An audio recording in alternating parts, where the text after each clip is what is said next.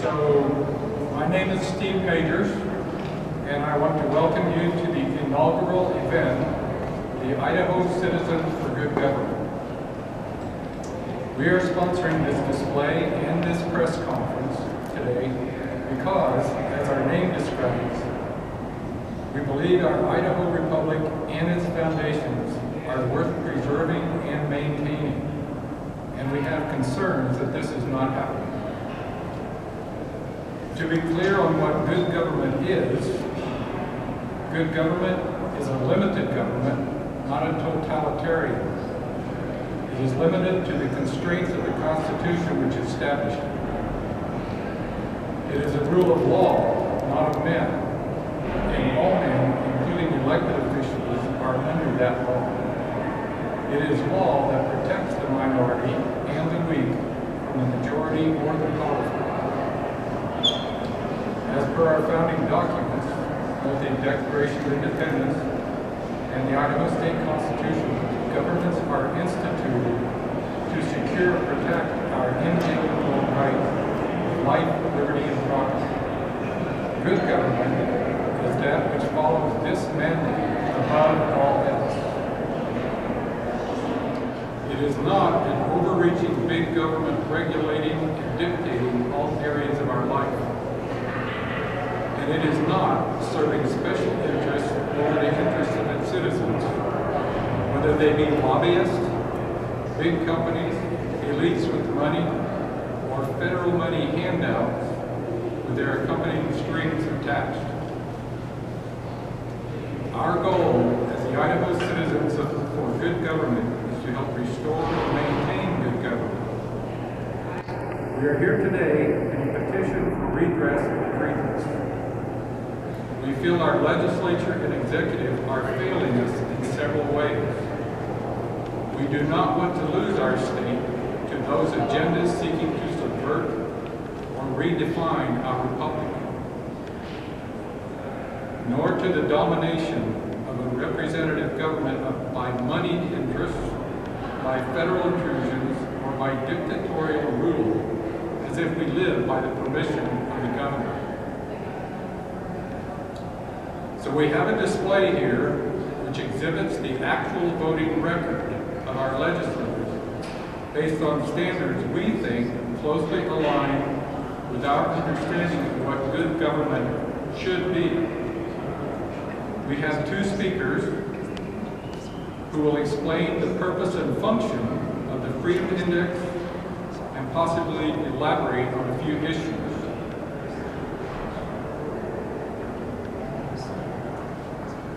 And we have invited citizens here from around the state who have stories to tell of how legislative and executive actions have harmed them. So at the close, please stay to interview those assembled here who will want to tell their stories about the things that have happened to them personally because of the failure of our legislature to represent them fully, fairly.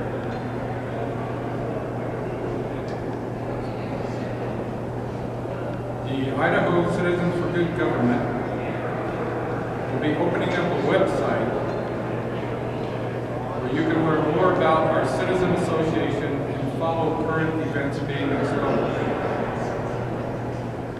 So next, and well, that would be IdahoCGG.com. So next we will hear from Miste Karlfeldt, who is well known in the capital for her work with Health Freedom Idaho, but today will be speaking on behalf of American Conservative Union. She will be followed by Fred Birnbaum of the Idaho Freedom Foundation. Again, thank you for coming. Karlfeldt with Health Freedom Idaho, and I'm honored to be a part of this day. It's such an important event as we kick this off because, you know, Idaho is conservative, right? And so many political refugees are moving to Idaho because they want their conservative values to be protected, and they're relying on Idaho's elected to do that. Unfortunately, so many of Idaho's elected are running under the guise of being conservative, and they're moving the state more left. But what Idahoans really want is sovereignty, state sovereignty and individual sovereignty. So I'm really glad that this is forming so that we can actually shine a light on what is going on with our elected in Idaho and keep Idaho conservatives' values. Now, one of the tools that I've used with Health Freedom Idaho to try to understand the bills that are happening is Idaho Freedom Foundation and also ACU, American Conservative Union. So I'm going to read to you from the ACU's website, and if you want to go to conservative.org, you'll find this information. What is conservatism? Conservatism is the political philosophy that sovereignty resides in the person. We believe that the Constitution of the United States is the best political charter yet created by men for governing themselves. It is our belief that the Constitution is designed to guarantee the free exercise of the inherent rights of the individual through strictly limiting the power of government. I love that definition. Idahoans love that definition.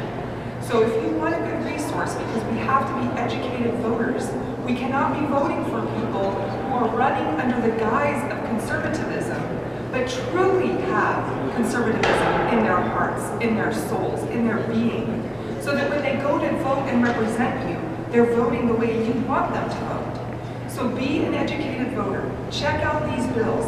Check out the people who are running and see if they're actually true conservatives and are going to hold to the values that you've either grown up with here in Idaho or you've come to Idaho to protect and keep and enjoy. That's it. Thank you. My name is Birnbaum with the Idaho Freedom Foundation. I'm here to talk a bit about our index. I want to talk about the why and what. So before I get started, I want to let y'all know if you want to find out this information, if you want to see where it is, go to idahofreedom.org, go to the webpage, and then there's a little drop-down screen at the top that says indexes.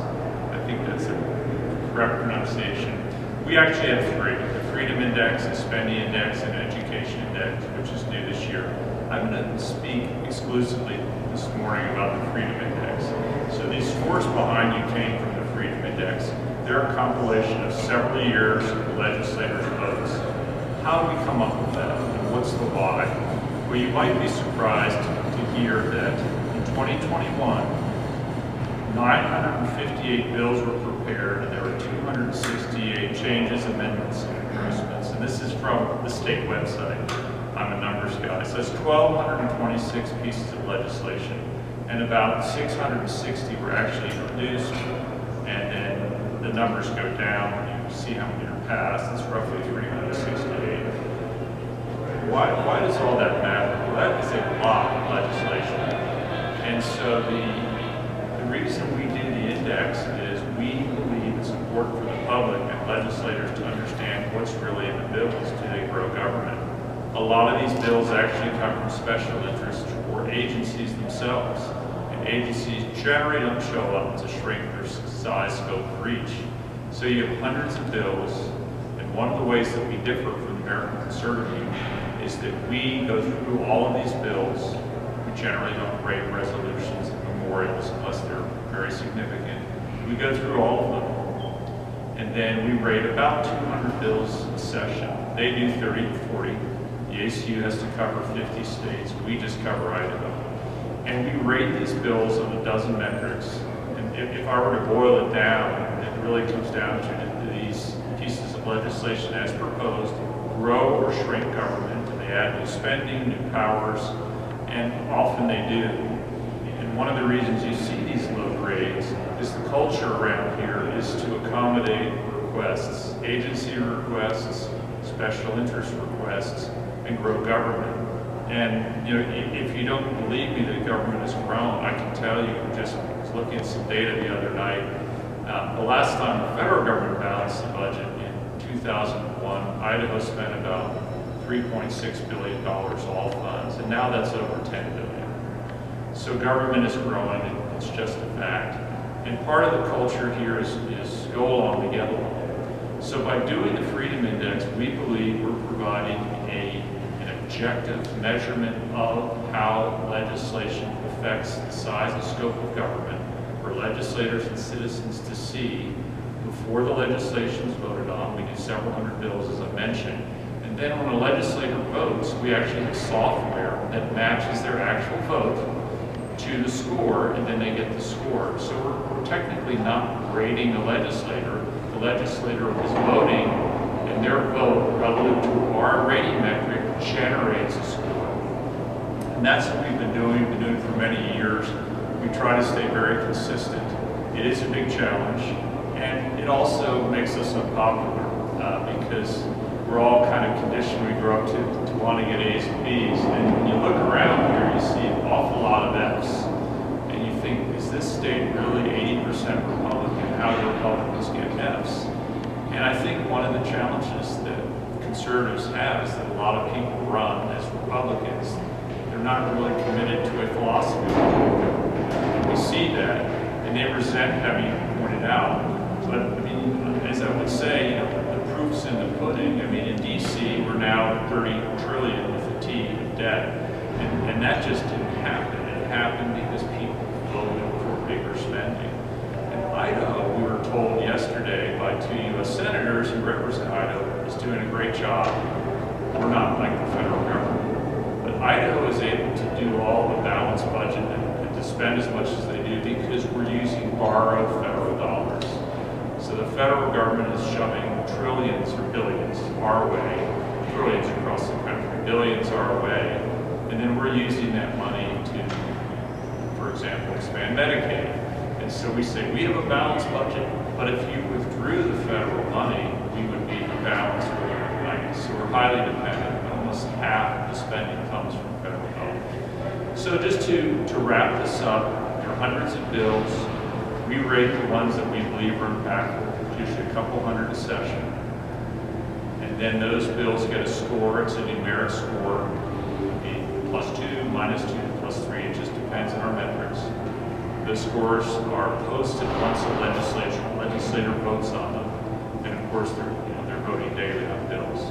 That's what we do. We do think it's important because it's very hard for the public to stay on top of 20 bills, let alone 500 or 600 bills.